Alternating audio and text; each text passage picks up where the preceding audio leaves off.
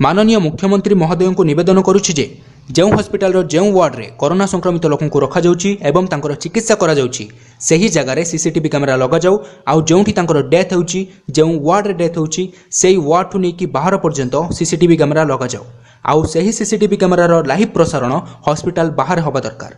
एक भारतीय नागरिक भाव आम समस्त अधिकार अच्छी जानिबा आउ एहा करिबा बहुत जरूरी हो गलानी कहीं ना जनता को कोरोना नारे मूर्खता बना जाउनी एहा देखिबा जानिबा आमर अधिकार। जदि एही कथारे सहमत अछंती और लोकतंत्र को विश्वास करूछंती ताहले एहा को शेयर करंतु।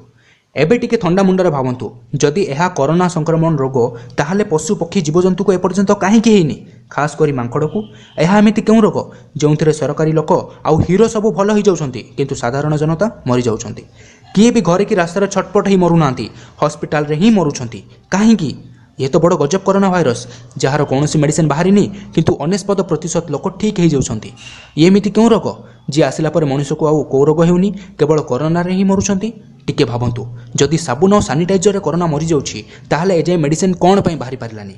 जेतेबेले कोरोना पेसेंटर मृत्यु होउछि तार मूल्यवान अंश को बाहर करिकि जरी पैकिंग करिकि न खोलिबा पई आदेश देई डेड बॉडी दिया जाउछि। अच्छी कौन उत्तर आपणक पाखरे जदि अच्छी ताहले दियंतु जदि नाही ताहले भावंतु कि कोरोना नारे कौन सब चली। प्रतिदिन टीवी रे न्यूज दिए सकाळे रोगी को हॉस्पिटल भर्ती करा जाउछि आउ संध्या रे डेथ हो जाउछि। कौन सकाळु संध्या भितर रिपोर्ट आसी जाउछि रिपोर्ट आसीबा भितर रोगीर डेथ हो जाउछि आउ सबरो अंतिम संस्कार मध्य हो जाउछि। आश्चर्यर कथा यह जे काश थंडा छिंकर लक्षण न थाई मध्य रिपोर्ट पॉजिटिव आसुछि। एही बीमारी नारे किडनी बाहर कर दिया जाउनी तो खाली किडनी काहेकि आखि लिवर ब्लड प्लाज्मा आहरी अनेक पार्ट्स अच्छी यह पछरे किछि बड़ रहस्य लुचिछि कि इंटरनेशनल मार्केट रे मनीषर एही सब पार्ट्स रो मूल्य कोटी कोटी टंका। कोरोना नारे कौन किछि षडयंत्र चली कि डेड बॉडी को तो घर लोक को दिया जाउनी आउ घर लोक मध्य कोरोना भय रे डेड बॉडी नियंतिनी यह पछरे पेशेंट सहित कौन हेउछि किए जानिछि।